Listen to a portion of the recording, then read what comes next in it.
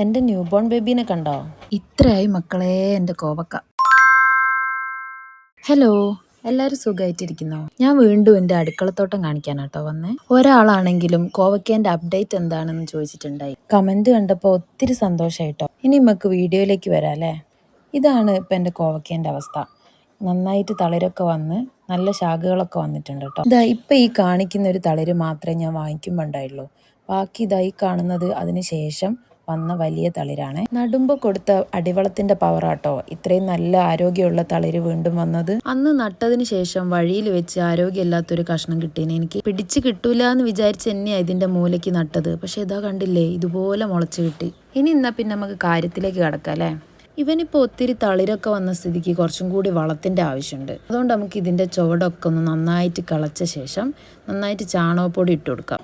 മെഷീനിൽ നന്നായിട്ട് ഉണക്കി പൊടിച്ചിട്ടുള്ള നഴ്സറിയിൽ നിന്ന് വാങ്ങിക്കാൻ കിട്ടുന്ന ചാണകപ്പൊടി ആട്ടോ ഞാനിപ്പോൾ ഇവിടെ യൂസ് ചെയ്തിട്ടുള്ള. ചാണകപ്പൊടിയിൽ നിന്ന് സ്ലോ ആയിട്ടാണ് പോഷകങ്ങൾ മണ്ണിലേക്ക് ഇറങ്ങുക. നമ്മൾ ഏത് വളം ചേർക്കുമ്പോഴായാലും അതിൻ്റെ മുൻപും ശേഷവും മണ്ണ് നന്നായിട്ട് ഇളക്കി ചേർക്കുന്നത് വളം വേഗം മണ്ണിലേക്ക് അബ്സോർവ് ചെയ്യാൻ സഹായിക്കും കേട്ടോ. അന്ന് ആ വീഡിയോയിൽ കാണിച്ച ചീരയാണ് ഇതിപ്പോൾ ഇത്രയും വളർന്നിട്ടുണ്ട്. ഉണക്കിപ്പൊടിച്ച ചാണകം ഇല്ലാത്തവർക്ക് പച്ച ചാണകം വെള്ളത്തിൽ കലക്കി ഒഴിക്കുക കേട്ടോ. അങ്ങനെ ചെയ്യുമ്പോൾ പക്ഷേ തണ്ടിനോട് ചേർത്ത് ഒഴിക്കാതിരിക്കാൻ ശ്രദ്ധിക്കണേ.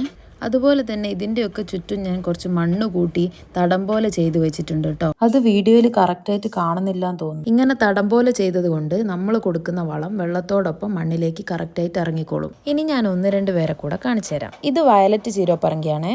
ഇതിനകത്ത് പൂക്കളും കായ്കളും ഒക്കെ നന്നായിട്ട് പിടിച്ചിട്ടുണ്ട്. എൻ്റെ ന്യൂ ബോൺ ബേബീനെ കണ്ടോ? തക്കാളി വേഗം പെസ്റ്റ് അറ്റാക്കും ഫംഗസ് അറ്റാക്കും എല്ലാം വരുന്നൊരു ചെടിയാണ്. തക്കാളി കായ് പിടിച്ചു വരുമ്പോൾ അതിൻ്റെ ചുവട്ടിൽ കുറച്ച് സാഫ് വെള്ളത്തിൽ കലക്കിയിട്ട് ഒഴിച്ചു കൊടുക്കുന്നത് നല്ലതാട്ടോ. സാഫ് എടുക്കുമ്പോൾ അതിന്റെ അളവ് കൂടി പോവരുതേ. ഇവിടെ ഞാൻ കലക്കി ഒഴിക്കുന്നതിനോടൊപ്പം കുറച്ച് ഇലകളിലും തണ്ടിലും എല്ലാം തളിച്ചും കൊടുക്കുന്നുണ്ട്. നിങ്ങൾക്ക് വേണമെങ്കിൽ സ്പ്രേ ബോട്ടിലാക്കിയിട്ട് സ്പ്രേ ചെയ്തും കൊടുക്കാട്ടോ. ഞാൻ പ്രതീക്ഷയോടെ കാത്തിരിക്കുന്ന അടുത്ത കൂട്ടരാണ് ഇവര്. നല്ല ചുവന്ന പടയാളികൾ. കടുത്ത വെയിലിനോട് അംഗം വെട്ടി ജയിച്ച് വളർന്നു വരുന്നവർ ഞങ്ങളുടെ സിരകളിൽ ഒഴുകാനാണെന്ന് ഓർക്കുമ്പോൾ ഒരു കുറ്റബോധം. നല്ല ഭംഗിയാണല്ലേ ഇവരിങ്ങനെ ചുവന്ന തളിരിലകളും പൊക്കി പിടിച്ച് കൂടി നിൽക്കുന്നത് കാണാൻ. നന്നായി മണ്ണ് കിളച്ച് തടം തിരിച്ചിട്ട് കുറേ ചാണകപ്പൊടിയും ചേർത്ത് നന്നായി മണ്ണ് ഇളക്കി പരുവമാക്കി ചീര വിത്ത് പാകാട്ടോ. ചുറ്റും മഞ്ഞൾപ്പൊടി കൊണ്ട് ഒരു ലക്ഷ്മണരേഖ കൂടെ വരച്ച പിന്നെ ഉറുമ്പിനെ പേടിക്കണ്ട. ഇങ്ങനെയാ ഞാൻ ചീര വിത്ത് പാകിയത്. 3 ദിവസം കൊണ്ട് മുളച്ചു പൊന്തിട്ടോ.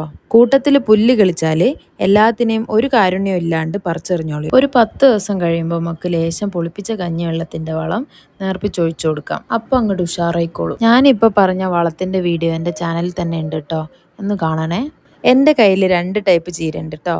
ഒന്ന് ചുവപ്പ് ചീരയും മറ്റേത് മയിൽപ്പീലി ചീരയും. മയിൽപ്പീലി ചീര എനിക്ക് അച്ഛൻ കൊണ്ടെത്തുന്നത്. അതിന് മയിൽപ്പീലി ചീര മാറ്റി നടാനുള്ള പ്രായമായതുകൊണ്ട് അത് ഞാനിങ്ങനെ നിരനിരയായിട്ട് നട്ടു കൊടുത്തിട്ടുണ്ട്. മറ്റേത് തടത്തിൽ തന്നെ വളർന്ന് വലുതായിട്ട് വളരുന്നതിനനുസരിച്ച് പറിച്ച് നമുക്ക് ഉപയോഗിക്കാം എന്നാണ് ഞാൻ വിചാരിക്കുന്നത്. പിന്നെ ഉണ്ടല്ലോ, അന്ന് കോവക്ക നട്ട സമയത്ത് അടിവളമായിട്ട് കൊടുത്തത് ഇതുപോലെ വേറൊരു മൾട്ടിമീലായിരുന്നു കേട്ടോ. വളരെ കുറച്ച് മാത്രമേ അറ്റ് എ ടൈം കൊടുക്കാൻ പാടുള്ളൂ.